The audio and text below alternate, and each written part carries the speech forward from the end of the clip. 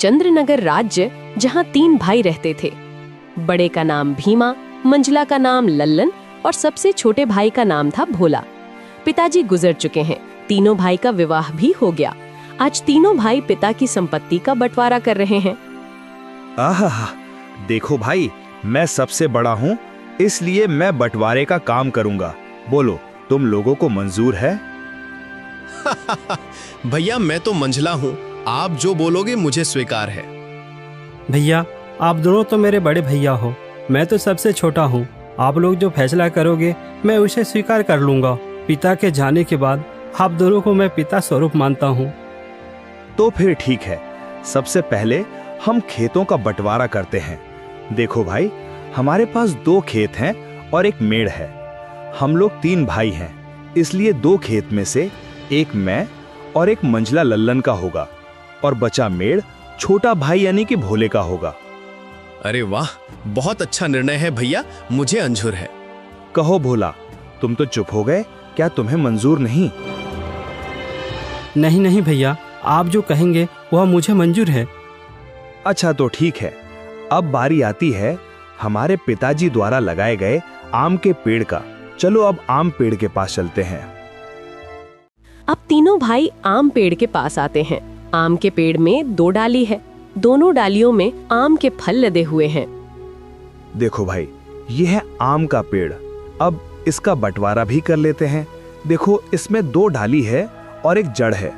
इन 2 डाली में से 1 डाली मेरा होगा और 1 लल्लन का होगा और जड़ भोला का होगा। बहुत अच्छा भैया, ये फैसला भी मुझे मंजूर है। आप लोग तो बड़े हो, मैं तो सबसे छोटा हूँ। मैं भला आप लोगों के बात को कैसे टाल सकता हूँ? मुझे भी मंजूर है भैया।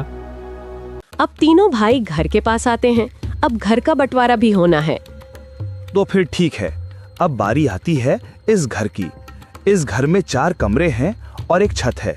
2 कमरा मेरा होगा और 2 कमरा लल्लन का, और जो खप्पर का छत बच जाएगा वो भोला का होगा। भीमा के इस फैसले से भोला बहुत दुखी हो जाता है। फिर भी बड़े भाई का फैसला मानकर वो कुछ नहीं कहता है। इस तरह घर का बंटवारा भी पूरा हो जाता है। अरे भैया, खेत, पेड़ और घर के बाद और एक जरूरी चीज तो आप भूल ही गए। अरे लल्लन, वो क्या जरूरी चीज है जो मैं भूल गया हूँ? क्या तुम मुझे याद दिला सकते हो? भैया, पिताजी ने हम तीनों भाइयों के लिए कुछ रुपए पैसे भी तो छोड़ गए हैं, आप उसे कैसे भूल सकते हो? अरे हाँ, याद आया, जरा रुको, मैं अभी लेकर आता हूँ। बड़ा भाई भीमा घर के अंदर से एक मटका लेकर आता है, जिसमें कई सिक्के भरे थे और उनमें से कुछ पुराने जमाने के सिक्के भी थे। देखो भाइयों, इसमें से 2 प्रकार के सिक्के हैं। एक जो अभी वर्तमान में चल रही हैं, वहीं दूसरा जो हमारे दादा के दादा के दादा जमाने के हैं, यानी कि बहुत पुराने जमाने के सिक्के हैं, जो कि कुछ अजीब धातुओं के साथ बनाया गया है। तो भैया, अब इन सिक्कों का कैसे बंटवारा करोगे आप? तो सुनो, अभी के जमाने में जितने भी सिक्के चल रहे हैं, उन सिक्कों को मैं और मंझला भाई लल्लन का होगा, और जो सिक्के बहुत पुराने हैं, जो कि पुराने धातुओं से बनाए गए हैं, वो भोला का होगा। इस तरह दोनों भाई रुपए पैसे को भी ले जाते हैं। देखो भोला, पुराने जमाने के सिक्के में सिर्फ 4 ही सिक्के बचे हुए हैं।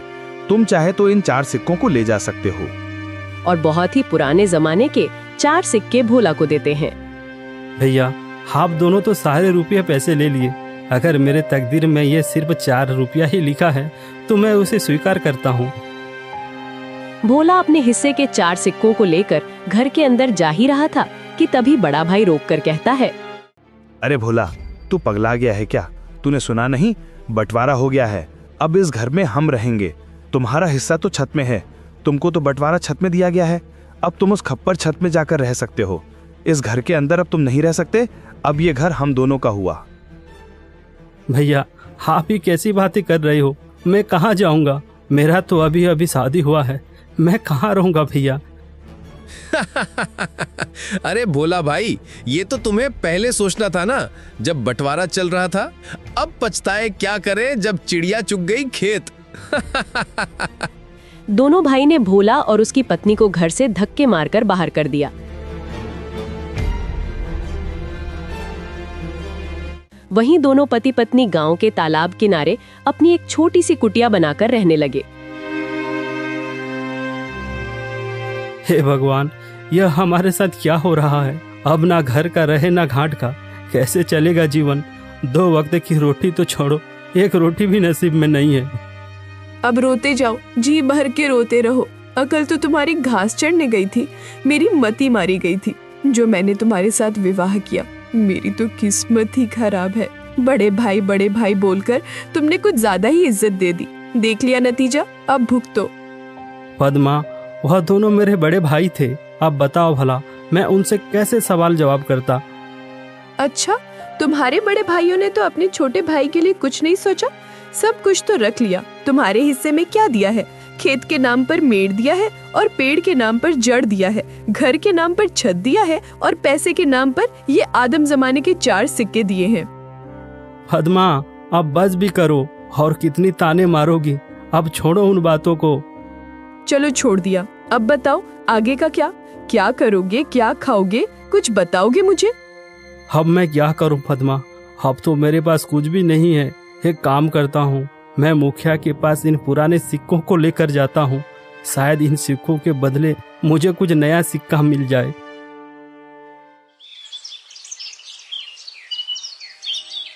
भोला बड़ी उम्मीदें के साथ उन 4 सिक्कों को लेकर मुखिया के पास जाता है।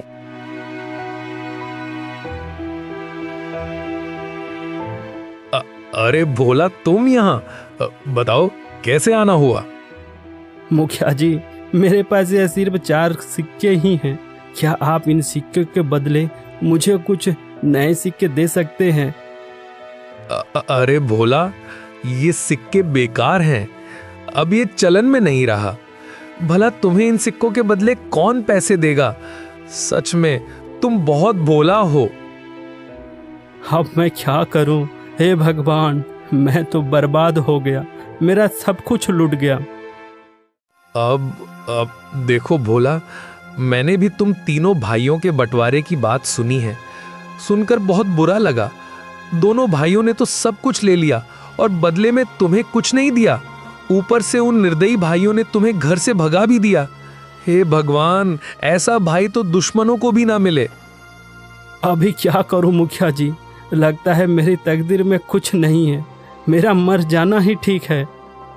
तुम्हारी दुख मुझे देखा नहीं जाता भोला, पता नहीं क्यों। वैसे तो मैं किसी के ऊपर दया नहीं करता, फिर भी तुम्हारा दुख देखकर मेरे जैसे कठोर दिल भी आज पिघल गया। एक काम करो भोला, कल से तुम और तुम्हारी पत्नी मेरे खेतों पर काम करो। मैं जितना मजदूरी दूसरे मजदूरों को देता हूं, उससे ज्यादा मजदूरी मैं तुम दोनों को दूंगा। वैसे भी तुम्हारे पास अभी कोई काम नहीं है। हाँ मुखिया जी, मैं आपके यहाँ काम करूंगा। मेरी पत्नी भी काम करेगी। ठीक है भोला, तो फिर कल सुबह से खेत पर काम के लिए आ जाना। और ये तुम अपने सिक्के अपने पास ही रखो, शायद यही तुम्हारी 4 रुपए की तकदीर वाली निशानी है। भोला उदास होकर वापस अपने कुटिया पर आता है। भोला की पत्नी रास्ता देख रही थी। भोला अपनी पत्नी के पास आकर सारी बातें बताने लगता है। अब यही दिन देखना बाकी था। अब हमें दूसरे के खेतों में काम करना पड़ेगा। हाय रे मेरी किस्मत। अब देखो पद्मा, तुम ज्यादा ज्ञान मत दो। हमें काम मिला है, कल से काम पर जाना है। इस तरह दिन गुजरता गया। भोला और पद्मा अब मुखिया के खेतों पर काम करने लगे। रोजी रोटी का एक जरिया उन्हें मिल गया। खेतों पर फसल लहलहाने लगी। अरे भैया, इस साल तो हमारा फसल बहुत अच्छा हुआ है। हाँ भाई, इस साल तो बहुत ज्यादा फसल हुआ है। इस साल बहुत आमदनी होगा। अब चलो भैया, अब घर चलते हैं, कल सुबह फिर आएंगे।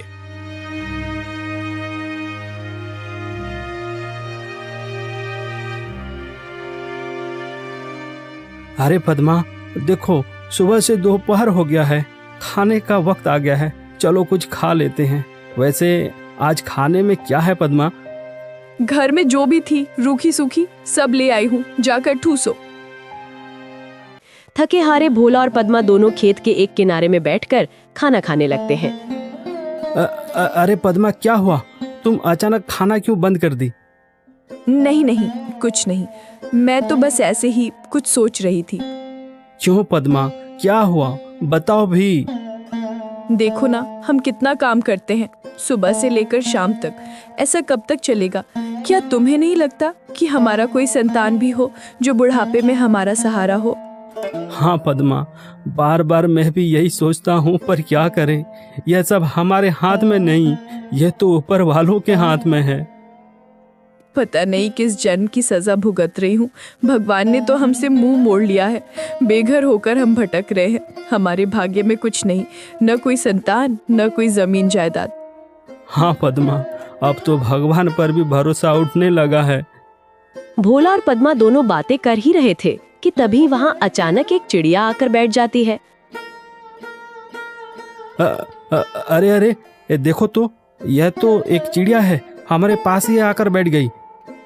लगता है इसे भूख लगी है, हमें इसे कुछ खाने को देना चाहिए। हाँ पद्मा, तुम इसे कुछ खिला दो, शायद भूख के मारे यहाँ आ गया होगा। पद्मा ने उस चिड़िया को कुछ चावल देती है। चिड़िया कुछ देर पद्मा को देखती रहती है, फिर चिड़िया उस चावल को खाकर उड़ जाती है। अब चलो पद्मा, घर चलते हैं, शाम भी हो रहा है। भोला और पद्मा दोनों खेतों पर काम करने के बाद अपना कुटिया पर चले जाते हैं।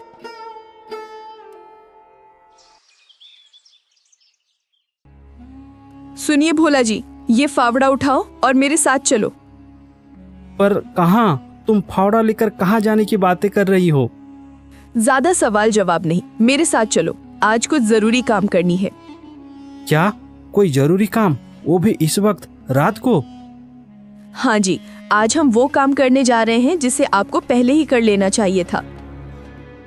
पद्मा के कहने पर भोला फावड़ा उठाता है। दोनों पति पत्नी अपने उस खेत के मेड़ पर आते हैं जो उन्हें बंटवारे पर मिला था। पद्मा, यह तो हमारा मेड़ है, और वहाँ पर जो फसल लगी है, जहाँ पानी भरा हुआ है, वह तो मेरे दोनों बड़े भाइयों का खेत है, और हम जहाँ खड़े हैं यही हमारा मेड़ है। इसलिए तो मैं तुमको यहाँ लेकर आई हूँ बुद्धू। और सुनो, आप इस मेड़ को अभी के अभी तोड़ दो। ये क्या कह रही हो तुम? इससे तो मेरे दोनों भाइयों के पूरे फसल बर्बाद हो जाएगा। बिना मेड़ के भला खेती कैसे हो सकता है पद्मा? ये समस्या तुम्हारे भाइयों का है, तुम्हारा नहीं।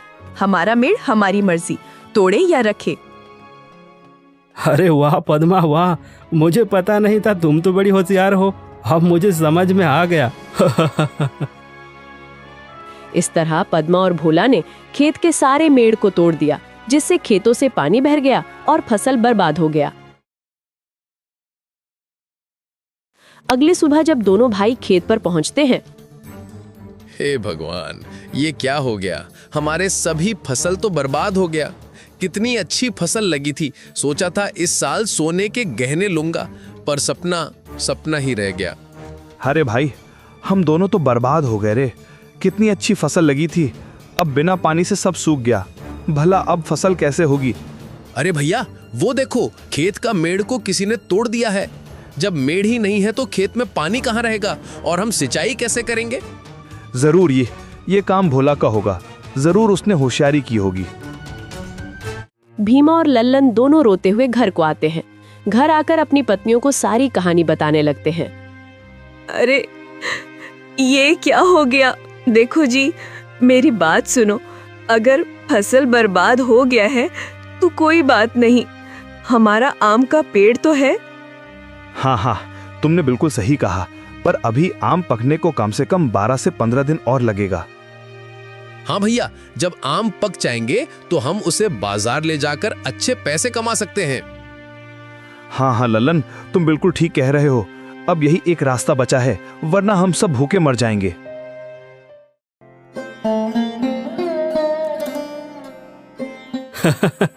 अरे पद्मा, तुम तो कमाल कर दिया, मेड़ तोड़ दिया। जैसी करनी वैसी भरनी, ये उन्हीं के कर्मों का फल है। सुनो जी, आज रात हमें और एक काम करना है। अरे पद्मा, इस बार क्या करना है?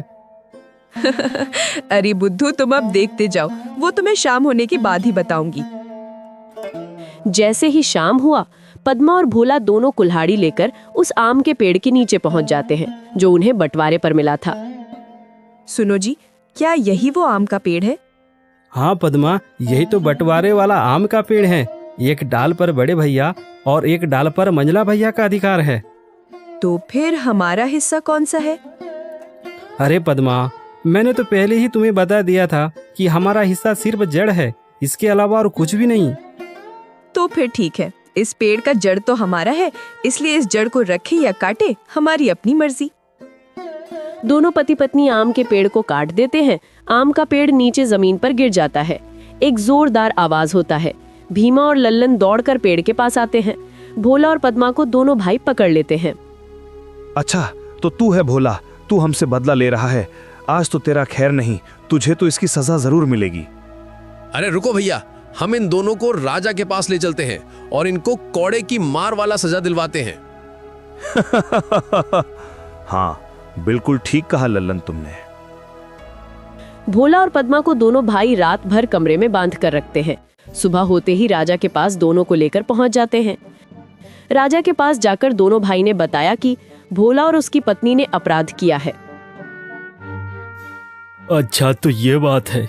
देखो भीमा और लल्लन, मैंने तुम दोनों की बातें सुन ली है। तुम्हारा कहना है कि तुम्हारा छोटा भाई भोला तुम्हारा फसल को नुकसान कर दिया खेत के मेड़ को तोड़कर, और अब फल का नुकसान कर दिया पेड़ का जड़ को काटकर। कहो भोला, क्या ये सच है? तुमने ऐसा क्यों किया? महाराज, मैंने कुछ गलत नहीं किया है। खेतों की बंटवारा करते हुए मेरे दोनों भाइयों ने सभी खेत अपना नाम कर लिया और सिर्फ मेड़ मुझे दिया। अब मेरा मेड़ मेरा मर्जी, मैं तोड़ूं या रखूं महाराज, इसमें किसी को कोई आपत्ति नहीं होना चाहिए। और आम का पेड़ को तुमने जड़ सहित क्यों काट दिया? वो तो अपराध है। महाराज, जब बंटवारा हुआ था तब मेरे दोनों भाइयों ने आम से लदे हुए डाली ले गई और मुझे सिर्फ आम के पेड़ का जड़ को दिया। अब चूंकि महाराज जड़ मेरा है तो मैं काटूं या रखूं, ये मेरी मर्जी महाराज। इसमें किसी को हस्तक्षेप करने का कोई अधिकार नहीं है महाराज। चूंकि जड़ मेरा था तो मैंने इसे काट दिया। वैसे तुम्हारा भी कहना सही है। तुमने तो खूब बदला लिया है भोला, ईंट का जवाब पत्थर से। वाह भाई वाह, मान गए तुमको भोला। महाराज, आप तो भोला की तारीफ करने लगे, हमें न्याय चाहिए। मूर्ख, तुम दोनों ने अपने छोटे भाई के साथ अन्याय किया है और अभी न्याय की आस लेकर मेरे पास आए हो। इससे पहले कि मैं तुम्हें कोड़े लगवाऊं, तुम निकल जाओ यहाँ से।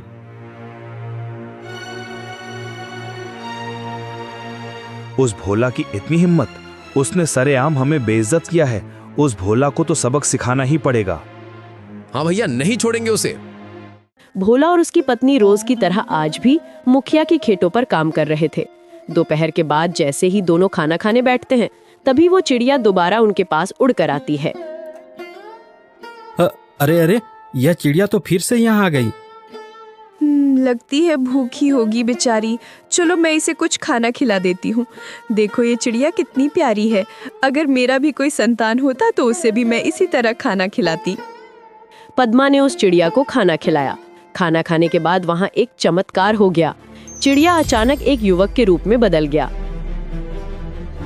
आप दोनों ने मुझे वापस इंसानी रूप में लाया है। आज के बाद आप दोनों मेरे माता पिता हो। अरे अरे, ये क्या? ये तो अभी एक चिड़िया थी, अब इंसान कैसे बन गया? कहीं तुम कोई बहरूपिया तो नहीं? चले जाओ यहाँ से। युवक को अचानक देख डरने लगे कि तभी वहाँ ऋषि चरणदास जी पहुँच जाते हैं। देखो भोला, तुम दोनों को डरने की कोई जरूरत नहीं है। ये युवक आज के बाद तुम्हारा है। तुम्हारा ही संतान की तरह तुम दोनों के संग रहेगा। क्या ये सच है बाबा? ये हमारा बेटा बनेगा? हाँ पद्मा, तुम हमेशा नाराज थी ना, आज के बाद तुम इसे अपना बेटा बना लेना। 20 वर्ष मैंने इस घड़ी का इंतजार किया है और आज वो समय आ गया है। 20 वर्ष? बाबा, क्या कोई रहस्य है? हाँ भूला, आज से 20 वर्ष पहले की बात है, जब मैं प्रातः स्नान के लिए नदी पर गया था। तभी नदी किनारे एक बच्चा रोते हुए मुझे मिला था। अरे, ये तो किसी का बच्चा है, नदी किनारे रो रहा है। अब मैं क्या करूं? इसे यहां अकेले छोड़ भी नहीं सकता। एक काम करता हूँ, इसे मैं अपने साथ आश्रम ले जाता हूँ। ऋषि चरणदास ने उस रोते हुए बच्चे को गोद में उठाकर अपने आश्रम ले आते हैं। हे ईश्वर, ये कैसी लीला है। मैं एक सन्यासी, इस बच्चे को देखभाल करना मेरी बस की बात नहीं। केवल एक माँ ही संतान का सही देखभाल कर सकती है, कोई दूसरा नहीं। ऋषि चरण जी बड़ी असमंजस में पड़ गए थे। वो दिन रात उस बच्चा के बारे में ही सोच रहे थे। समय गुजरता गया और वो छोटा सा बच्चा अब युवावस्था पर पहुंच गया। देखो बेटा माधव, मेरा भी अब उम्र होता जा रहा है। कब तक तुम मेरे साथ रहोगे? तुम्हें माँ बाप की आवश्यकता है जो तुम्हें अपना नाम देकर तुम्हारा ख्याल रख सके और तुम्हें एक परिवार का प्यार मिल सके। पर बाबा, इस मतलबी दुनिया में भला कौन मुझे अपनाएगा? यहाँ तो सगे भाई भी एक दूसरे के नहीं होते। मैं तो एक अनाथ हूँ ना। नहीं रे माधव, इस दुनिया में भले लोगों की कमी नहीं है। बुराई के बीच अच्छाई भी है, झूठ के अंधकार में सच की ज्योति भी है। आप कहना क्या चाहते हैं? मैं कुछ समझा नहीं। ऋषि चरणदास जी माधव के भविष्य को लेकर दुविधा में फंस गए थे कि उनके बाद माधव का क्या होगा, वो कहाँ जाएगा। तभी उनके मन में एक ख्याल आता है। हे परम पिता, मुझे माफ करना। मैं अपने मंत्रों के बल से माधव को एक पक्षी का रूप दे रहा हूँ, जिससे कि वो एक सही माता पिता की तलाश कर सके। भविष्य में ये पक्षी जब किसी योग्य निसंतान दंपति के संपर्क में आएगा, उसी दिन ये मूल रूप में वापस आएगा। उसके बाद वही दंपति इस बच्चे के माता पिता होंगे। इस तरह ऋषि चरणदास ने माधव को एक पक्षी के रूप में बदल देते हैं। वो पक्षी दिन भर उड़कर घूमती, खाना खाती और वापस आश्रम पर आकर रात बिताती। इस तरह माधव का कोई माँ बाप नहीं था, इसलिए इसे मैंने एक पक्षी बनाकर उसे अपने लिए एक योग्य माता पिता की तलाश करने को कहा था, और वो तुम्हें तलाश लिया। आज उसके लिए माँ बाप मिल गया है, इसलिए उसे अब पक्षी बनने की जरूरत नहीं है। भोला और पद्मा, आज के बाद ये तुम्हारा बेटा हुआ। क्या ये सच है बाबा? ये हमारा बेटा बनेगा? आपका बहुत बहुत धन्यवाद बाबा। आपने हमारे निसंतान के वर्षों के दुख को आज दूर कर दिया है। ऋषि चरणदास जी वहीं से वापस अपने आश्रम की ओर चले जाते हैं। वहीं दूसरी ओर भोला और पद्मा माधव को लेकर अपने घर आ जाते हैं। भोला और पद्मा माधव को पाकर बहुत खुश थे। लेकिन एक दिन। क्या बात है पिताजी? मैं पिछले कुछ दिन से देख रहा हूँ आप चिंतित लग रहे हैं। अरे कुछ नहीं बेटा, मैं तो बस ऐसे ही अपने आप में खो गया था। नहीं पिताजी, मैं समझ सकता हूँ आप चिंतित हैं। आप मुझे बताइए, मैं आपकी क्या सेवा कर सकता हूँ? माधव जिद करने लगा। भोला खुद को रोक नहीं सका। उसने सारी आपबीती माधव को बताया कि किस तरह उसके दोनों भाई ने उसके साथ भेदभाव किया और घर से बाहर निकाल दिया है। अब आपको चिंता करने की आवश्यकता नहीं है पिताजी। आज के बाद मैं ही सारा काम करूंगा। आप आराम कीजिएगा।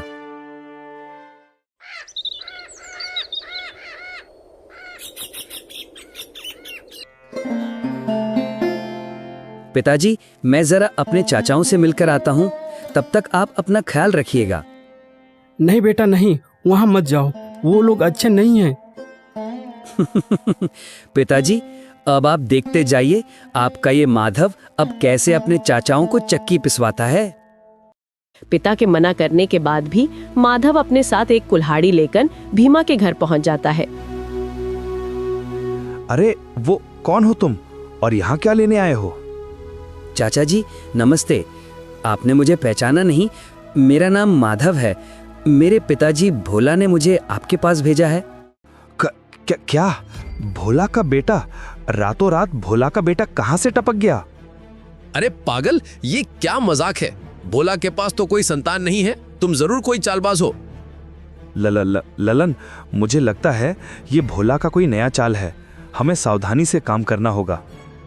अच्छा चलो, अच्छा ठीक है, बताओ तुम यहाँ क्या करने आए हो? जाओ अपने बाप के पास। चाचा जी, मैं अपना छत लेने आया हूँ जो आपने अपने कमरे के ऊपर लगा रखा है। अरे तुम पागल हो गया क्या? कहाँ है तेरा छत? अरे चाचा जी, लगता है आप भूल गए। आप लोगों ने पिताजी को बंटवारे में जो छत दिया था ना, और कमरे जो आप लोगों ने रखे थे, अब मैं उसी घर का छत को लेने आया हूँ।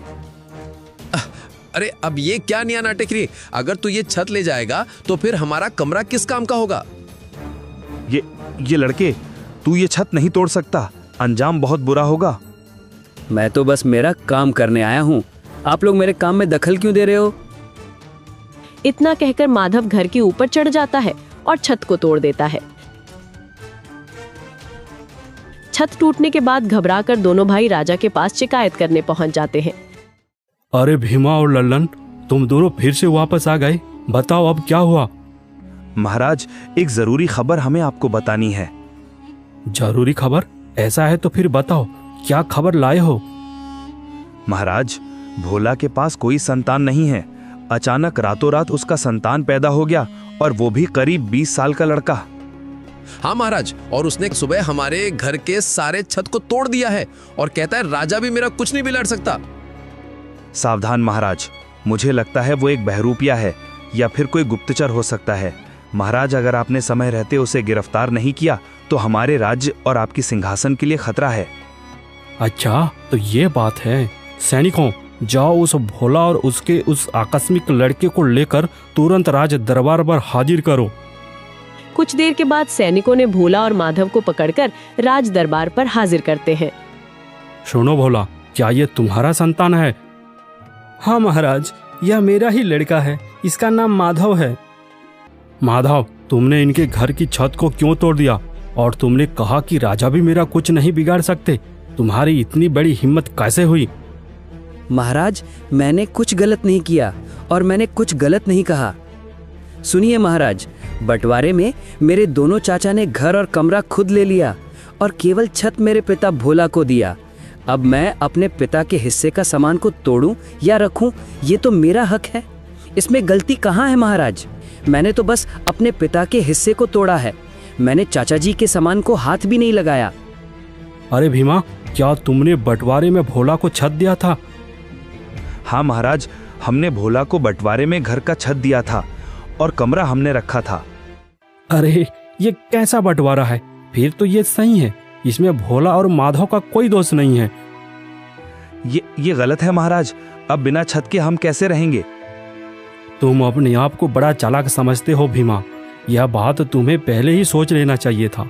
अब तुम्हारी करनी का फल तुम्हें ही भुगतना होगा। नहीं नहीं महाराज, ये झूठ बोल रहा है। ये भोला का बेटा नहीं है, ये एक गुप्तचर है। मैं गुप्तचर हूँ? इसका क्या आपके पास कोई प्रमाण है? बताओ भीमा, इसके गुप्तचर होने का तुम्हारे पास कोई प्रमाण है? तो फिर तुम इस पर आरोप क्यों लगा रहे हो?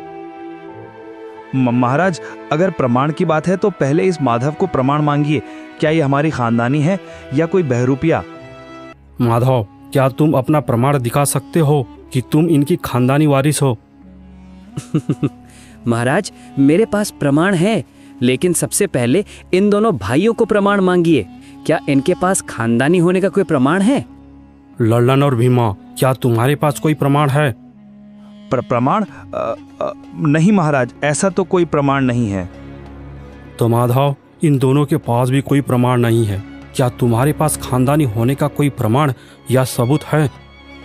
हाँ है महाराज, मेरे पास प्रमाण है।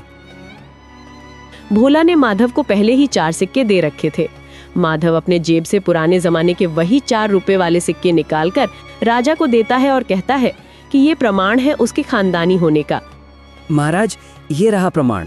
ये पुराने जमाने के सिक्के हैं जो कि हमारे दादा के दादा जमाने की है। अब ये मेरे पिता ने मुझे दिया है। यह है मेरा खानदानी सिक्का, मेरे पूर्वजों के जमाने का।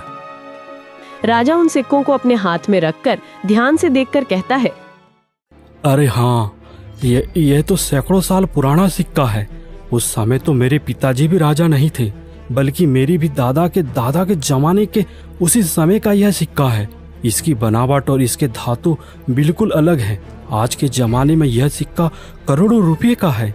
इसका मतलब यह साबित हो जाता है कि तुम ही असली खानदानी हो। अरे बेवकूफ, ये हमने क्या कर दिया? जिस सिक्का को हम खोटा समझ रहे थे, देखो आज वो सिक्का ने साबित कर दिया कि वो खानदानी है। हाँ भैया, और राजा बता रहे हैं कि वो अनमोल हैं, करोड़ों रुपयों के हैं। ये हमसे बहुत बड़ी गलती हो गई। अरे तुम दोनों आपस में क्या फुसफुसा रहे हो? नहीं नहीं महाराज, हम तो बस ऐसे ही आपस में बात कर रहे थे। यह माधव भोला का ही बेटा है, वह खानदानी है, जबकि तुम्हारे पास कोई प्रमाण नहीं है। और उसने छत इसलिए तोड़ा क्योंकि तुम लोगों ने भोला को बंटवारे में छत देकर ठग दिया था। क्योंकि वह उनका छत है, चाहे वह तोड़े या रखें, उस पर हम उंगली नहीं कर सकते। और सुनो भीमा और लल्लन, तुम दोनों ने मेरा और इस राज दरबार का समय खराब किया है। तुम दोनों ने अपने छोटे भाई के ऊपर अन्याय किया है। तुम दोनों को सजा तो मिलकर ही रहेगी। हमें माफ कर दीजिए महाराज, आज के बाद हम दोबारा ऐसा गलती नहीं करेंगे। माफी नहीं, गलती की सजा मिलती है। सुनो मंत्री, मैं ये आदेश देता हूँ कि भीमा, ललन और भोला के खेतों का बराबर बराबर बंटवारा होगा, साथ ही घर भी बराबर हिस्से में बांटी जाएगी। इसके अलावा भोला ने जो संघर्ष किया है और उसने जो कड़ी मेहनत करके जिंदगी गुजारी है, उसके इस धैर्य और साहस को हम प्रणाम करते हैं। और हम ये आदेश देते हैं कि भोला और माधव को हमारे राजघराने की ओर से 5 एकड़ जमीन उपहार में दिया जाए, जिससे कि वह अपनी खेती बाड़ी करके आगे बढ़ सके। साथ ही इन दोनों दुष्ट भाइयों को कारावास में बंद किया जाए। इन दोनों की यही सजा है। जी महाराज, आपकी जैसी आज्ञा। और सुनो मंत्री जी, हमारे इस राज्य में एक होनहार सलाहकार की आवश्यकता थी, जो बल और बुद्धि से निपुण हो, पर उस तरह की योग्य पुरुष हमें आज तक नहीं मिल रहा था। लेकिन भोला के पुत्र माधव के पास वह योग्यता है। इसलिए आज के बाद हम इस राज्य का मुख्य सलाहकार माधव को बनाने की घोषणा करते हैं। इस तरह देखते ही देखते भोला की जिंदगी में एक बड़ा बदलाव हुआ। चारों दिशा से खुशियां ही खुशियां मिल रही थी। पिता की संपत्ति का समान अधिकार मिला, राजघराने से 5 एकड़ जमीन उपहार में मिला और बेटे माधव को राजघराने में मुख्य सलाहकार का पद प्राप्त हुआ। देखा भाग्यवान, तुम हमेशा किस्मत को दोषी बना रही थी ना। देखो आज क्या हुआ, हमारे पास जमीन नहीं था, हमें जमीन मिल गया, वह भी पूरे 5 एकड़। हमारा कोई संतान नहीं था, ऊपर वाले की दया से हमें संतान मिल गया। इस राज्य में हमारा कोई सम्मान नहीं था। आज देखो पद्मा, राजघराने में हमें इतना बड़ा सम्मान का पद मिला है कि हमारा संतान को मुख्य सलाहकार का पद मिला है, यानी कि माधव को मुख्य सलाहकार बनाया गया है। और हमारा पुराना सिक्का जो कभी हम बेकार समझ रहे थे, वो सिक्का तो करोड़ों का निकला पद्मा, करोड़ों का। मुझे माफ कर दीजिए, न जाने मेरे मुंह में जो आया वही बोल दिया। लेकिन ये बात सच है कि समय के आगे किसी की नहीं चलती। समय राजा को रंग तो रंग को राजा बना देती है। इसीलिए हमेशा समय के साथ चलना चाहिए। हाँ पद्मा, और हमेशा एकजुट होकर इंसानों को साथ में चलना चाहिए। बिना पक्षपात के सबको एक जैसा और समान अधिकार मिलना चाहिए। और खोटा सिक्का करोड़ों का निकला। यही है मेहनत, धैर्य और साहस का फल, जो तुरंत नहीं मिलता, लेकिन जब भी मिलता है छप्पर फाड़ के मिलता है।